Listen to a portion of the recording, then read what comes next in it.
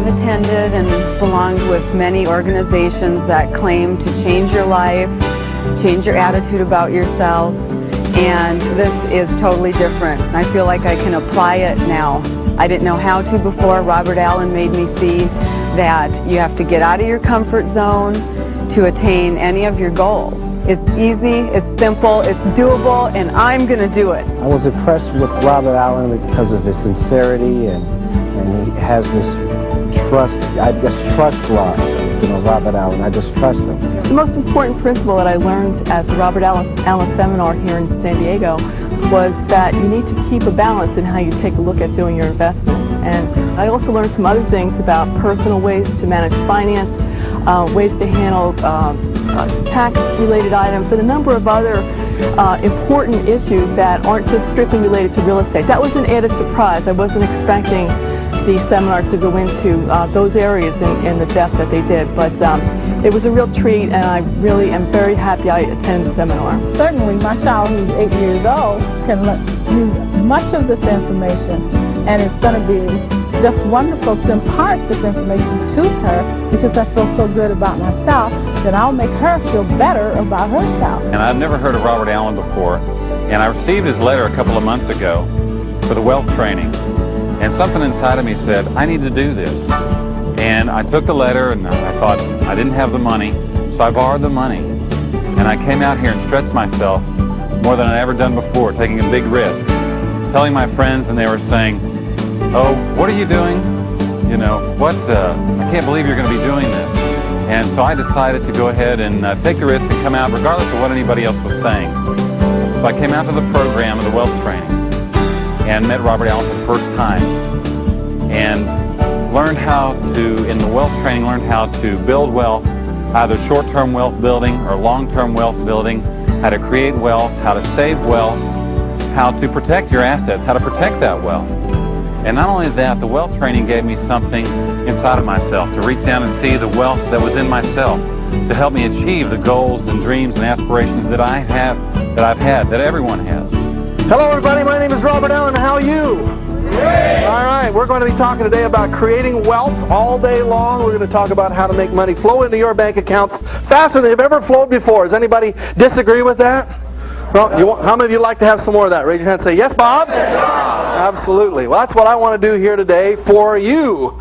And I'm going to take some experiences that I've had over the last 20 years of teaching people how to create lifetime streams of income. I'm going to download that into your brain here today, so that as you leave here today, you go out the rest of your life, you'll be able to do what you really want to do, create the kind of wealth you've always wanted to create for yourself, achieve the kind of success, because starting today, that's going to happen. Now, what we're going to talk about is some of my experiences on how to create wealth. I've been teaching wealth for a lot of years. I graduated from college in 1974. I graduated in the 1/3 of my class that made the top 2/3 possible. And I want you to know that I didn't start off to be rich. I just started off to be financially independent, but I didn't know quite how to do that. And most people in our country don't know how to do that because they're not trained. Did you ever go to a class in all your college education and all your high school or elementary education that talks about how to create wealth? Did anybody go to a class like that? Wealth 101? How many went to Wealth 101? None of you? Who teaches us how to manage our money, how to take care of our finances? Does anybody teach us? But where do we learn it then? Trial and error. Yeah, trial and error. We learn it from our parents, most of whom didn't have it. We learn it from our school teachers, most of whom don't believe you should have it. And therefore, none of us learns how, in the greatest country on the face of the planet, how to create wealth. There's no class on it. Nobody teaches it. Well, we're going to learn that class here today, because I think everybody should learn the fundamentals. And when we're finished with today, you're going to agree with me, I am absolutely certain, that every school child in America should be learning what we're going to be teaching you here today. And that's why we're actually creating this program, so that anybody can watch it and learn it. In a very few short hours, you can make dramatic improvements in the way you think about money, the way you control your money, the way you handle money, the way you spend money, and all those other kinds of things, all right? Now, who am I, and how can I make these kinds of claims? When I say I graduated in college and I decided I wanted to become financially independent, so I went right into investing in real estate because nobody would hire me. And since they wouldn't hire me, the point was I had to create it on my own. I had to talk to people who had done it before. So how do you find people who have done it before and ask them and work with them to create it? A fellow that I was working with in one of my church organizations had created a lot of wealth through real estate. An extremely wonderful individual, and I loved him. And I went to him and I said, Paul, teach me what you know about real estate and about creating wealth. And he took me under his wing and he taught me a lot of the things I'm going to be teaching you here today. Every one of us needs a mentor, somebody to just kind of guide us along a few stumbling steps as we get started, and that's what he did for me. Then I started to buy some property, invested, and pretty soon I had 4, 5, 6 different properties and more, and they grew and grew. Had a few failures along the way. Everybody does. You fall on your face every once in a while. And then I figured it out, and that's when I wrote my first book, Nothing Down. It became a #1 New York Times bestseller. And in order to publicize that book, I said a very bold statement. I said, send me to any city, take away my wallet, give me a $100 bill. And in 72 hours, I'll buy an excellent piece of real estate using none of my own money. Well, the LA Times heard that statement. Actually, it was printed right there in a full-page ad in their paper. And when they saw it, they had to approve the ad. And there was somebody in the legal department says, can he really do this? And they said, well, we think so. And they said, well, you better challenge him to make sure that he can. So they called me on the phone, sent an LA Times reporter to the Los Angeles airport, and a agreed upon time. I showed up there early in the morning, and the LA Times reporter handed me an airline ticket, and we flew to San Francisco. That's the city they chose. Dropped me in that city, took away my wallet, gave me 5 crisp $20 bills, and 57 hours later, I had bought 6 pieces of real estate, over $600,000 worth of property, and proved for once and for all that anybody can go into a city and having, just basic knowledge about creating wealth in real estate can buy property with little or no money down. To that point, it was kind of like breaking the 4-minute mile. Nobody really believed that it could be done. Then I wrote my second book, which is called Creating Wealth. It became also a New York Times #1 bestseller. The challenge I did for that one was send me to any unemployment line. Let me select someone who's out of work and discouraged. In 2 days' time, I'll teach them the secrets of wealth. And there are secrets. And in 90 days, they'll be back on their feet with $5,000 cash in the bank, never to set foot in an unemployment line again. We went to St. Louis, Missouri. They dropped me right there in front of the unemployment office. I walked right inside to talk to people who were literally on unemployment.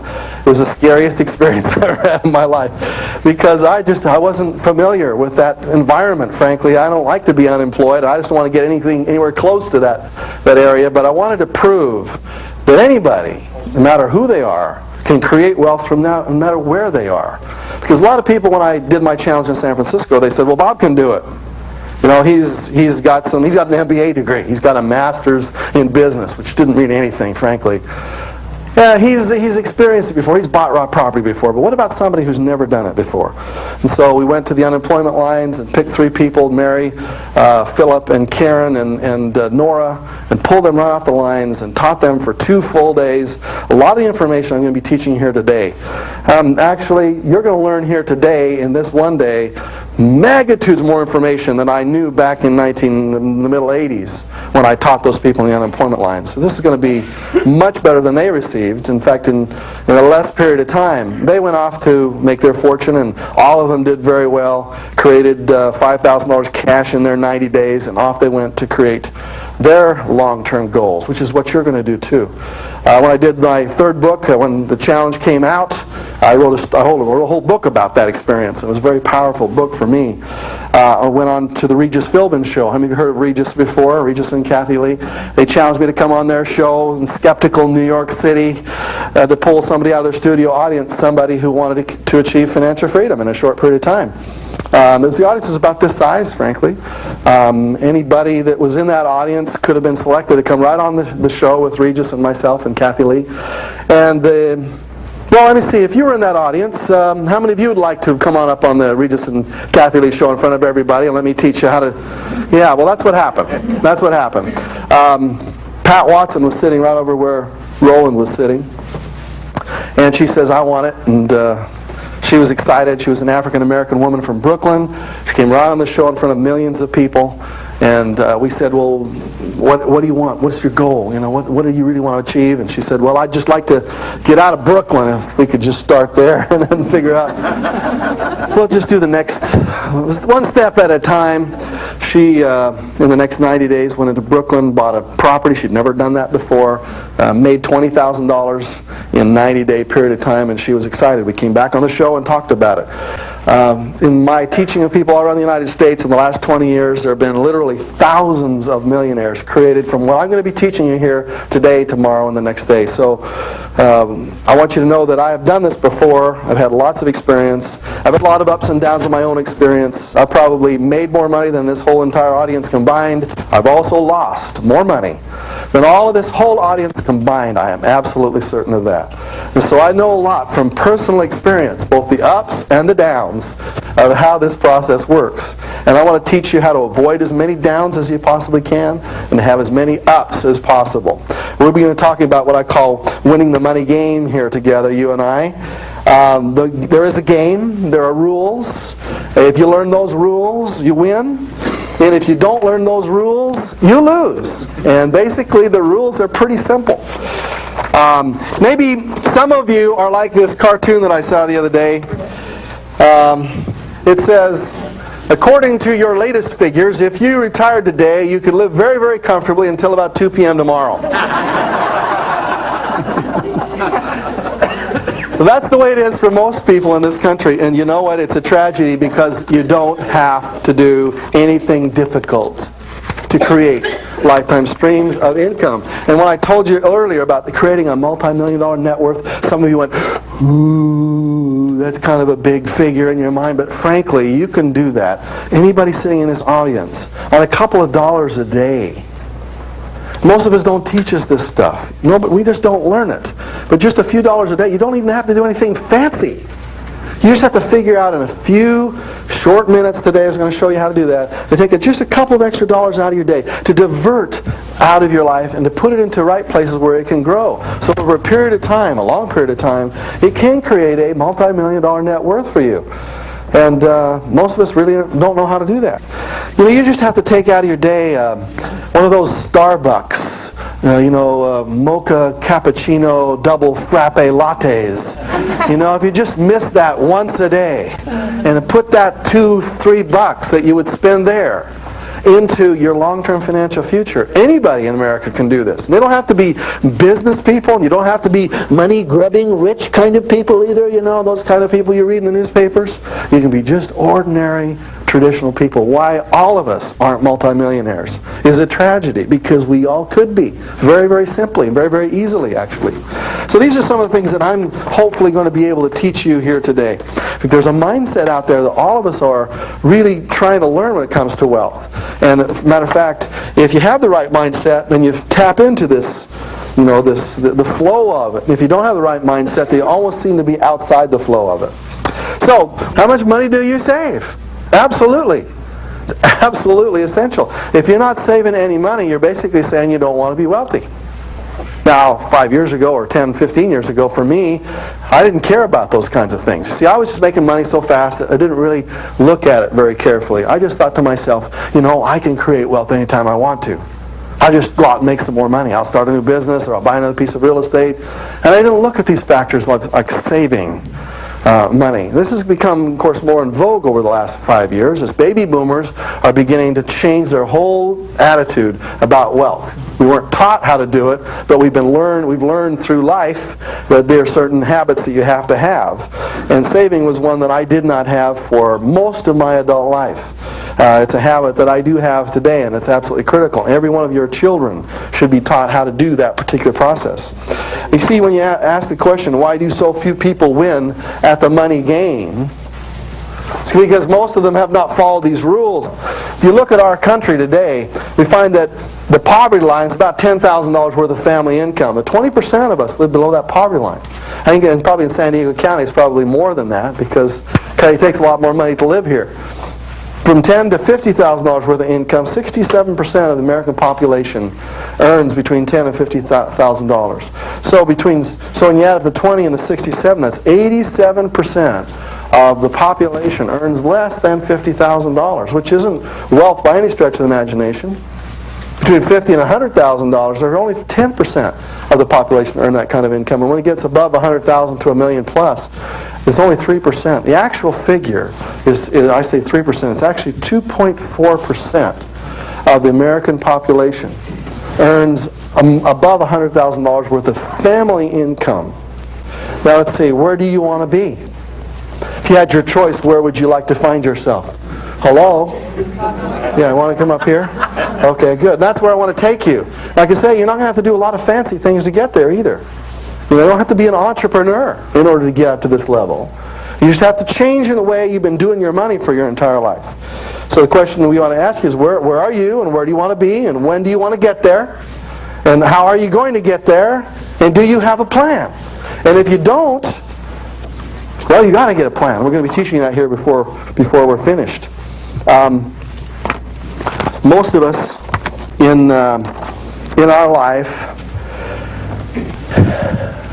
have not been taught what I call the 7 secrets of extremely prosperous people. If you analyze the lives of very successful, very prosperous people, you'll find that they have some things you like, and you'll have some things you don't like, but they definitely have some attitudes and some beliefs and some techniques when it comes to making money and how they make and they keep their money. And what I would like to teach you is what I hope every school child in North America learns, that these 7 secrets are very easy to learn, they're very simple to understand, they don't require lots of brains, they just require just a tiny little bit of discipline. And one of the things that most of us have never been taught is the attitude that we have about our money.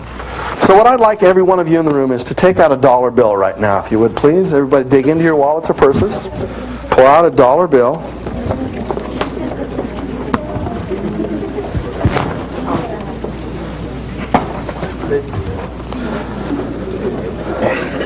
I'm going to make sure every man, woman, and child in this room has a dollar bill in their hands. So, dig one. Oh, you got a $2 Canadian. That's okay. Take out, the loonies don't count. Okay?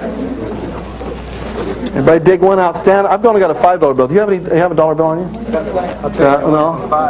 Yeah, I'll change my one for a 5. I need to have somebody lend me a dollar bill because I don't want to do what I'm going to do to this $5 bill. Oh, thank you very much. All right, now I want you to realize that you may never see this dollar bill again. But Calvin, I really appreciate it. Colin, excuse me. Is it Colin? So Colin, everybody got your dollar bill in your hand? Everybody get it out. Let's all raise them up here. Let's have a look at them. Snap them together like, let's have some fun with it. Okay, good. Great. Now, does everybody have one? If you don't have one, you'll have to borrow one from your neighbor. And tell your neighbor that you will return it with interest. And the dollar bill that you have taken from them will probably not be in existence in a few minutes here in a second. So, okay, now if you look at the little dollar bill, this is where it all starts from, right? Just have a look at the front side of it. That's a nice green dollar bill. Those of you who are from Canada don't have your dollar bills any longer. They got colored money. I think they're probably going to be changing our money probably in the next year or so that our money's going to be a little more colored. Here we have Washington on there. Let's look at the back side of it. Over the one, what does it say? In God we trust. Isn't that a strange statement to find on our money? In the state of, the separation of church and state. And yet in the most important place we have God right there on our money. And let's see, we got the all-seeing eye above the pyramid there.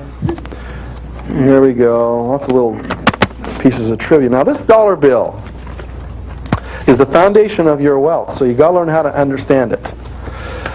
Now what I'm going to do here in front of you, I need to have you watch very closely. Do not try this at home,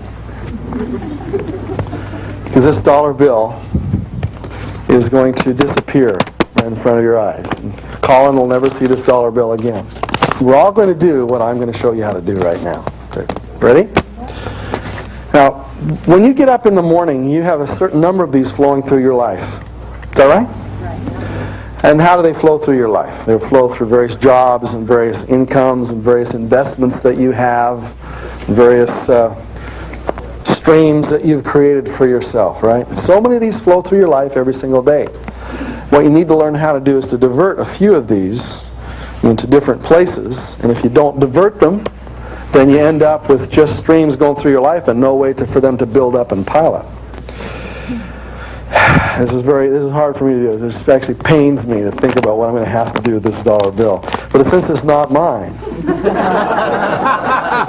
and Colin has so generously contributed this dollar bill. Every day, this is what you do with your dollar bills. Every day? Every day. You do this dozens of times a day, sometimes 20, 30 times a day, sometimes 50 times a day. If you were to get your money and to pay for everything you had in cash, in $1 bills, and every time you paid it, you had to rip that dollar bill as you gave it to that next person, you'd understand what I'm talking about. Most of you do your payments electronically, or you'll do it through checks, and therefore you don't get to see what happens to most of your dollar bills. Every time you have a pile of money flow out of your life, a whole nice chunk of that is basically destroyed forever, you know. Of course, this is a magic trick. We're going to be able to put this dollar bill back together again for Colin, aren't we? Okay. Somebody asked if this is illegal. No, as long as it's not something that's done fraudulently, it's not. Just pains you to think about it, doesn't it? Okay. I want you to start your whole financial future with a deep understanding of what you do when you destroy money. Because once it's destroyed, it doesn't come back. And then I'm going to talk to you about what happens when your money really is placed in the right places and starts to grow, and how powerful that can be. Okay, now let's just do our little magic trick here and stick this stuff back together again, right? And make sure that we get it all back here. Okay. There you go. There, it's all back together again, right? Colin, thank you very much. I appreciate that. Okay. Give him a hand for lending that to us, okay? Now, would somebody like to lend me another one because I need to continue with my demonstration? Okay, thank you. Now, I'm not going to do this to yours, Val, actually, but I just want you, all of you, to take your dollar bills. There you go. You're going to grab them with the center of the finger. There is a technique for doing this, all right? And then I'm going to ask you to go like this, okay? And I'm going to ask you to tear it and rip it in half. And I'd like to hear the sound of this to be in your memory for the rest of your life, okay? And I'm going to actually give this back to Val because I want him to have the experience of doing it. Now, we will be passing around the tape in a few minutes, and there'll be a piece of tape that will come back through here in a few minutes. So you can tape this back together again, but I definitely want you to experience the destruction of it, all right? Is everybody ready to do that? And if you'd like me to autograph that dollar bill for you later, kind of remind you of that experience, I'd be glad to do that. Or you can turn to your neighbor and have them autograph it. You can I would just like to have you to, you know, you go into businesses, don't you? And you see the dollar bill in that in the frame there, and what it says, what does it usually say on it? This is our first dollar bill, the first dollar bill that flowed through our business. So they've taken that dollar bill out of circulation and basically destroyed it. But that's their memory of it, isn't it? I want this to be the memory of the first dollar bill that flows through your life as you have radically changed your thought processes about what dollar bills really do and don't do. All right? There you go, Val. Get ready to do that. Before you do that, though, I'd like you to get a real understanding of what you're going to be doing here in a second. See, if I could just take a dollar bill out of my life, just one of those little green guys, and pull them off to the side and put it underneath a mattress. If I were to do that with each of my children before they were, just as they were born, and every day of their life, I took one of those little dollar bills out of our life and stuck it under the mattress for each of those kids, let's say. And by the time they reached retirement age, which is 65, 66, 67, how much money will have accumulated under that mattress for that kid? Now, we're assuming that there's 0% interest, all right? So it's just sticking under the mattress. So by the time they get to 66 years old, this is the kind of money that they will have generated at 0% interest. $25,000 would be under that mattress. Pretty fat mattress at that particular time. Of course, this will with inflation, though, and so that $25,000 won't be quite as much as we see it today. It might only be worth $5,000 or $10,000, but still be a nice little chunk, wouldn't it? That's if you just took $1 a day. And that's why I want to make this so simple for you to understand. That every one of you is $1 a day away from financial freedom. $1 a day. At 3% interest, if we stuck that same dollar a day underneath the mattress at 3%, There'd be $75,000 sitting there by the time those kids reached their retirement age. And that's still not that much money, but at 3% would be probably the lowest interest rate you could find at any bank that would be totally safe and easy. Just walk in and stick it in there, right? Now, at 5% interest, which is a little more difficult, but you could probably do that with some government bond very easily, couldn't you? $200,000 would be sitting in that bank account at 5% interest. Anybody in this room could do that with no effort whatsoever at $1 a day. When we get to 10% interest, now we start being a little more difficult. 10% interest, $2,750,000 is now sitting in that bank account. But there are ways that anybody in this room could do that without a whole lot of difficulty, frankly, because I'm going to show you different mutual funds you could put your money into at $1 a day, $30 a month. And it would achieve rates of, 7, 8, 9, sometimes 10% and more. I'm going to give you lists of mutual funds that have done 15% or more per year for the last 15 years in a row. And it's really simple. You can do $50 a month. 15% interest. Notice what happens as you go from 10% to 15%. At $1 a day, $50 million by the time you retire. At $1 a day. Is anybody in here in the room that couldn't do $1 a day? The real secret is how you do 15%, isn't it? That's the real secret, which is what we're going to be talking about. And when we go to 20% interest, it's as high as we're going to go. We're talking about $1 billion at $1 a day. You're a Ross Perot in embryo. At $1 a day. Now, of course, you have to have 60 plus years of compounding at a fairly high rate of return. Now, 20% is a rate that's almost impossible for people to achieve consistently over a long period of time. That's incredibly difficult.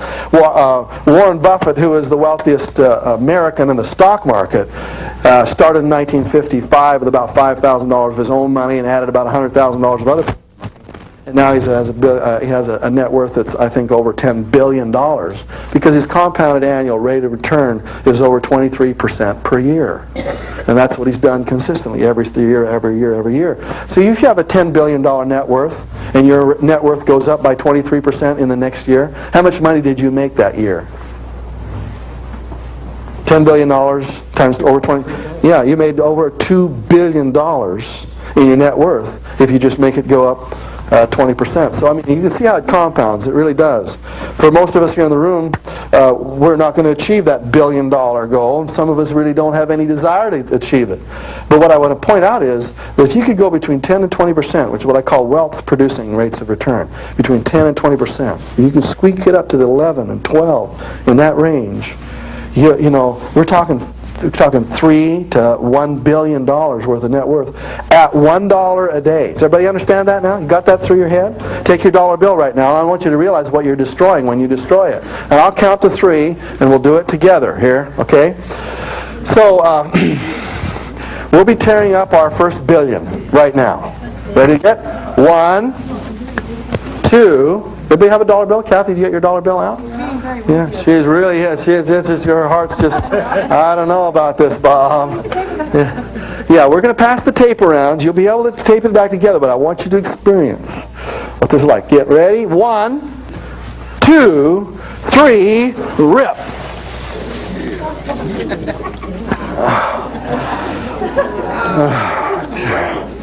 Isn't that kind of like the sound of your fingers on a chalkboard? That's what I want that sound to be like. You know, every time you just see yourself throwing, well, like when you're sitting there in the arcade and you're watching your kids go through quarters. You ever had that happen?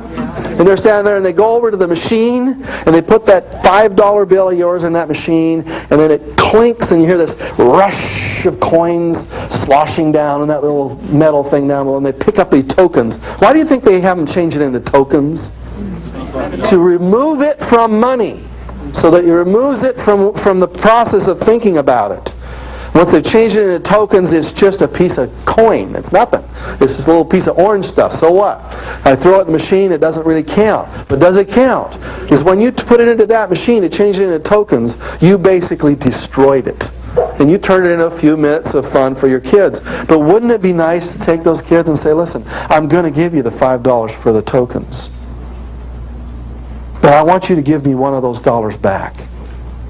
And instead of us playing for an hour here, I want you to play for 50 minutes. And we're going to take the 10 minutes of the time, and we're going to go out and have, we're going to go for a little walk or something. And we're going to take that dollar that you would have destroyed right here in this building, and we're going to put it away for you. That extra dollar, so that it's going to start to grow. So by the time you go to college, you're going to have $20,000 or $30,000 in your account. And by the time you get out of college, it's going to be $30,000 or $40,000 or $50,000. By the time you get your first 5 years under your belt at your career, you're going to have $100,000, $200,000 under your belt. By the time you get to 20 years in your career, you have $1 million or $2 million under your belt, and then you can decide whether you want to work at that career or not, if you want to. See, that's what you're going to be doing with your kids. So when you destroy that money, you're teaching yourself a lesson. You're teaching your kids a lesson. All right? How many of you think that would be possible for you to teach your kids a lesson like that? So raise your hands on that. It's tough because in our day and age, our kids are not taught this way, are they? So we talk about what I call the lifelong secrets. So as you turn to your page in your manual, let's just fill in some of these blanks, shall we? Wealth is when small efforts produce big results. Poverty is when big efforts produce small results. What I just taught you is that small efforts over a period of time, compounded, can produce big results. But if you take your big efforts and you don't handle them correctly, they end up with nothing. So in your lifetime, how much money is going to go through your fingers? In your lifetime, on the average, how much money is going to flow through your fingers? At least $1 million is going to flow through your fingers. If you're making $25,000 a year times 40 years, that's $1 million. So the question is, how is that going to stick? You take two people at the same job. This person works and that person works. They end up with the same basic salary, and they work for their 40 years at this particular job, all of which, of course, is a myth. Do you have a job that you could work at for 40 years? You could do that at my dad's age, but you can't do that now. And you end up at the end of 40 years, and one of them has had all their money flow through their fingers, and they're on Social Security. While the other person has got a multi-million-dollar net worth with the exact same salary that went through their fingers. Well, what's the difference? Well, one of the differences is that one person knew the money rules and the other one didn't. So let's fill in some more blanks here. In your lifetime, at least $1 million is going to go through your fingers. Why do some people end up with 10 times more money? Do they work 10 times harder? Are they 10 times smarter? Extremely prosperous people simply know how to play the money game. Fill those words in there. Play the money game. Okay? Play the money game. It's a game. You know how to play Monopoly, don't you? There's little pieces of paper and you roll the dice and all that stuff. Money is a game just like that. And nobody ever taught us what the rules are. So we end up playing with all these pieces of paper and not knowing how to get past go. Money is a game. If you know the rules, you win. If you don't know the rules, you lose. 7 basic skills of extremely prosperous people. Let's just fill them in right now. And I'll cover my future here for you, the future day we're going to spend together. I've just taught you secret number 1, or skill number 1. And when we ripped up our dollar, what did we learn about it? Save it. Not only just to save it, but I hope this is what you learned. How to value it. Most of us are never taught how to value those dollar bills. And so the first secret and the first skill is to value it. Now once I've valued it and I know what it is, and I've learned how to take care of it, the next skill I've got to have to do is to learn how to, what I call, control it. Got to have that money controlled. Control it. And after I've controlled it, what do I have to do?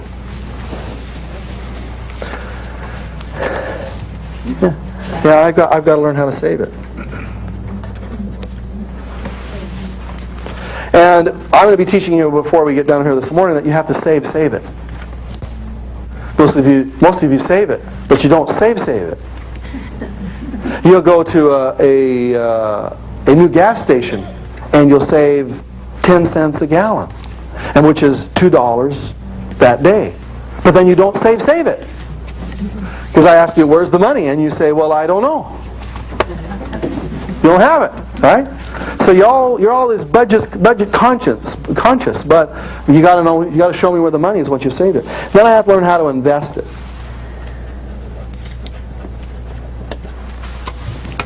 Now I'm going to show you how to invest it. This can be really simple. Anybody, because an elementary school kid can do this stuff we're going to be talking about here today.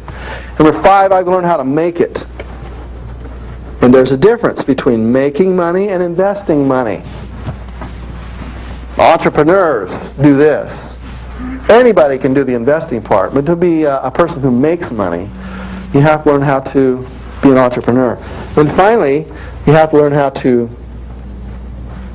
shield it. Shield it. In the 50s and the 60s, we could just make money. We could put the properties in our own names.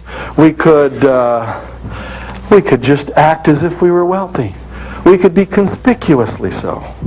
In the 90s and beyond, I'm going to show you that conspicuous consumption is not only economically stupid, but it's socially stupid and it's dangerous. In other words, you need to live like a millionaire, but look like a pauper on paper. And I'll show you how to do that. Okay, and finally, is what I call share it. And really should be starting with that one, number 1. But we're going to put it here at the end because people seem to take it. They can take it easier when we talk about that at the end. But frankly, learning how to share your wealth is the only reason to have it. A very wise man once said that the only reason to have any wealth is to learn how to share it with other people. If you want your wealth for any other reason, it's just going to turn to dust in your hands. But that's another discussion that we'll be having later on in the day. Those are some of the secrets or the skills that we're going to talk about. None of these things that anybody in the room can't understand. They're all pretty basic. But what you find is if you don't have all of those 7, it's like having 6 numbers to the combination lock for the bank vault, right? Let me tell you the combination to your bank vault right now. I know the number. Here we go. 1, 2, 3, 4, 5, 6, 7, 8, 9, 0.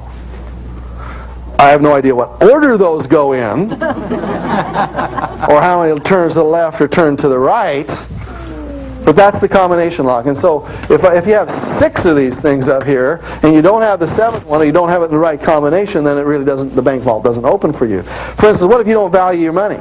If you don't value your money, eventually one of these days you're going to make a stupid investment decision. And you're going to lose it all. What if you don't control your money? Well, then you don't have the money to invest and to save. What if you don't save it? Well, then you don't have the value of it. What if you don't make the money? You don't know how to create it on the side and you lose your job? Then you're out. Then you're really out in the woods. What if you don't know how to shield it and somebody sues you for a lawsuit that wasn't your fault? You're driving down the street and somebody blindsides you and then they sue you for everything you've got. See, these kind of things can happen, and if you don't know how to shield your money, you're in deep trouble. What if you don't know how to share it? And what if that sharing process means that you don't know where to leave it to when you move on to the next stage? What if you were able to change your attitudes about that and have this one thing create the wealth in and of itself? What if the universe was on your side, I guess is what I'm trying to say. See, if you look at really wealthy people, and I'm using wealth with a capital W, if you look at people who seem to have it all, then you look through this list and you find out that almost every one of them, if not to a person, will do every one of these things. And yet you look at people who have made it and lost it. Of course, I'm one of those people who have made it and lost it a couple times, but I've learned now. This is the stuff I really practice. But let's take Donald Trump here, for instance. Where has Donald got it wrong? He may be extremely prosperous today. Maybe he's a billionaire, but one of these days he's going to make another mistake. Let's go down the list and see which one he gets wrong. Does he value his money? Absolutely. Does he control it? Does he save it? No. Does he invest it? Yeah, he does. Does he make it? Yeah, he's really good at making it. Does he shield it? Yeah, he's pretty good at shielding it. Does he share it? No, it doesn't share it very well. Okay, let's go up here. This is, of course, what we know. Okay, I think he doesn't value it by the way he spends it. You see the way he spends his money. Anybody who is conspicuously spending like that obviously doesn't understand money. And if you take Warren Buffett, for instance, you look at the house he lives in, you can see he really values every dollar. He lives in the same house he bought in 1955. His office space that he controls, a $10 billion empire, is 3,000 square feet. His office is a corner little office. That's 200 square feet in a corner. When you come in to look for his computer on his desk, they say, "Where's your computer, Warren?" And he says, "I am a computer." He doesn't spend money frivolously. He takes care of it. And when you look at people like John Templeton, who have the Templeton Growth Funds, very, very prosperous and extremely successful. Some of you have made any money in the Templeton funds before? Anybody have any money invested in Templeton? Here's John Templeton, who is probably a very spiritual gentleman, extremely frugal, takes care of his money, he values every penny of it. If you look down this list, you'll see the ones that are probably going to end up keeping it. And I'm going to show you why Donald lost it the first time. First thing is you didn't value it, didn't do a very good job of controlling it, probably didn't save it at all. Invested, yeah, I did well there. He did well on some of these things, did extremely well, but eventually one of these days it's going to come get him. It's going to come get him, because you can't throw money away like that. Eventually, before money just comes back and says, "I'm not going to place I'm not going to stay with you very much longer." Okay? You see people around you that indiscriminately spend their money. And you can just go down the list of those 7 things, and you can say how many of those people are going to be having the money over a long period of time. Okay, so and one other blank we need to fill in back on secret number 1, money does grow on trees. Einstein said the most powerful invention of man is compound interest. Einstein himself said the most powerful invention of man is compound interest. That's what we're going to be using. All this stuff is probably pretty normal to you. You've probably heard these things before. But what I want to do is for us to have what I call ahas here today. What's an aha? It's when you go, aha! You've been staring it in the face for years, and yet finally it clicks. Like Zig Ziglar says, we can send, with our modern technology today, we can send a thought around the world in a quarter of a second. But sometimes it takes a quarter of a century to go the last quarter of an inch. And today you're going to have some ahas. And as you listen here and sit here, all of you have been practicing your money skills for your whole life. As you sit here, you're going to go, oh, that's the piece that was missing. And you may have heard it 1,000 times before. But today is the day we're going to make that decision, okay? All right, so let's look at what we call the high cost of procrastination. We've talked about burning money up or throwing money away. But let's just talk about how painful it is to put this stuff off. Suppose you could invest a few $100s a month in mutual funds that have a history of growing between 10 and 20% per year. In 20 years, this is what you could amass. Suppose you could take a couple $100s a month and invest it. Okay? If you could invest $100 a month at 10 to 20%, your compounded future value would be $310,000 in 20 years. Anybody planning on living another 20 years? Who's planning on living another 20 years? So this could happen to you, that $100 a month. Now, the way I do it in our family is I have them pull it right out of my bank account. I don't even see it, and I don't write checks for it. I want my mutual fund company or wherever I'm doing my investing to pull it directly out of there so that I don't have to make those decisions. Shall we eat this month or invest in mutual funds? I don't make that decision. I say, we'll starve. I'll figure out a way to get the money because I want to make sure my future is prosperous too. If I do $200 a month, that's $600,000. $300 a month, that's $900,000. $400 a month, that's $1.2 million. $500 a month, that's $1.5 million. Suppose you had $200 a month to invest, but you decided to wait a year. Oh, I'll just do that next year to start. What does your procrastination cost you? It's going to cost you $114,000 in future dollars. Money that you lose forever. That's $312 a day. By not starting now, you're burning up your future. See, what I'm trying to say is, if you don't start immediately, and a year goes by, then you start, right?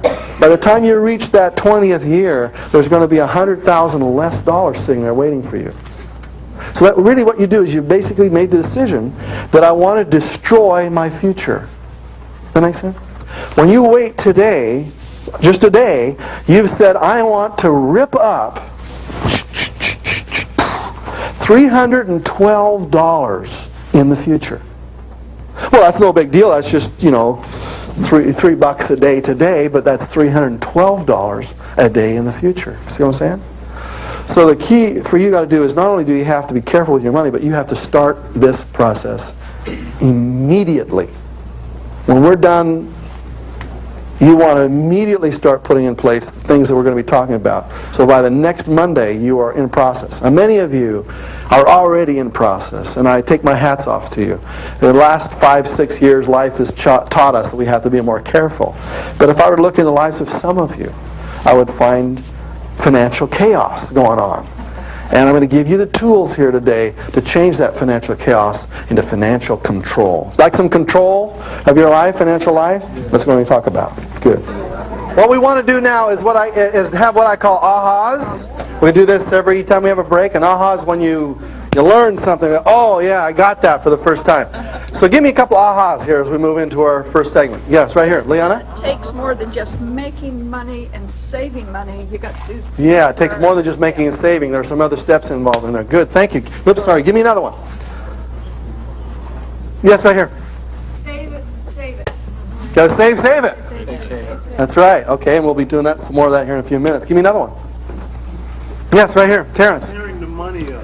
Tearing the money up. Being aware of how much money gets away from me every day. Every day. How many of you got that one? That was a good aha for you, tearing that money up. Okay, good. Give me another one. Over here. Power of procrastination. The power of procrastination. That's right. And I'll be teaching you some more about procrastination here in a minute. Give me another one. Value. You got to value that money. Good. Over here.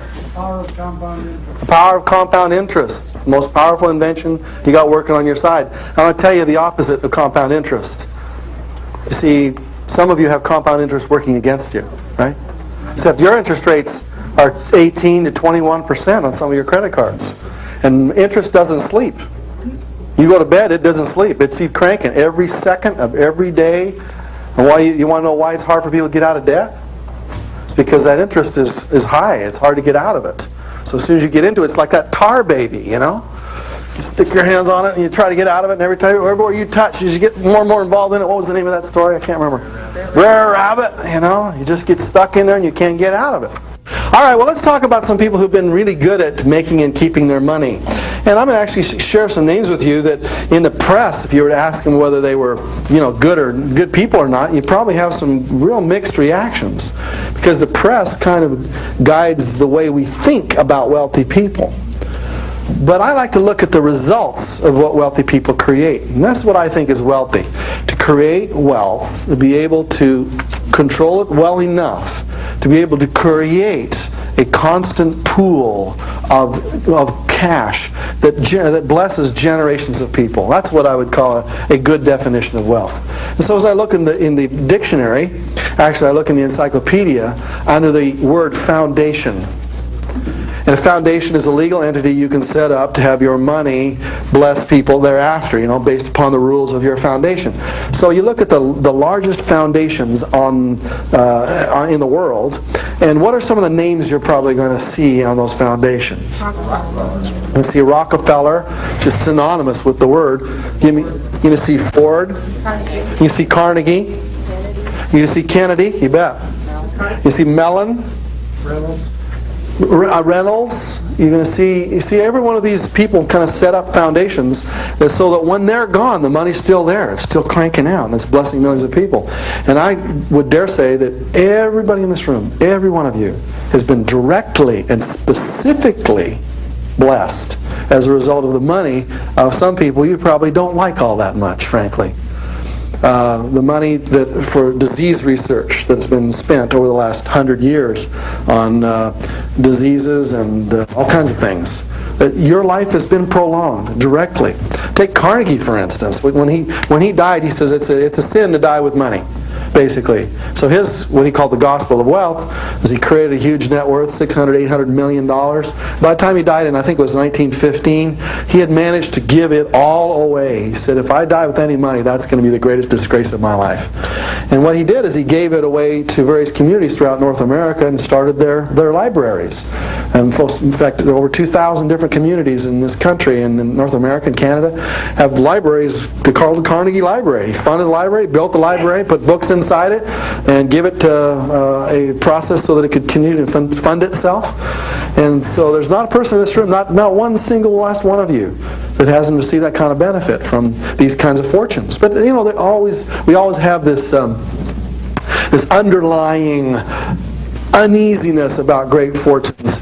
Let's take Rockefeller, for instance. If you read the newspaper accounts of Rockefeller at the turn of the century, you'd find that Rockefeller wasn't it Kennedy and Carnegie had this big battle to see how much money they could give away each year, and they were in a real competition to see which one could give the most amount of money away. Or was it Kennedy and Rockefeller? I can't remember which it was.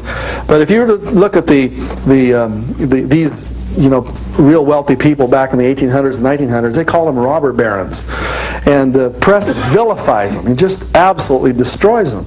But when you look at their lives, you find out that the way they treat and teach their own personal kids was really much different, I think, than the way you read in the press.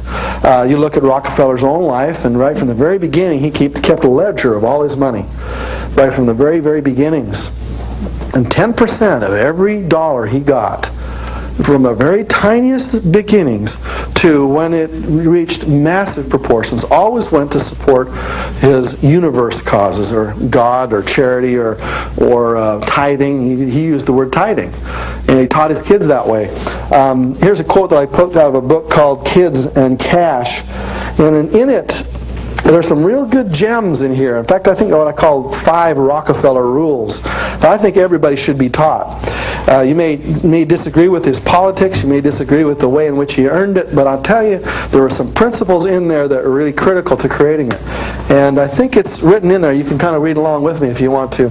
John D. Rockefeller Jr., this is the son of the John D. that started Standard Oil. So this is his son, who was also a great philanthropist, was certainly not trying to save money when he decided to pay an allowance to his 5 sons. These 5 sons were the grandsons of the original John D. Rockefeller. According to his son Nelson, we got 25 cents a week, this is probably back in the Depression, and had to earn the rest of the money we got.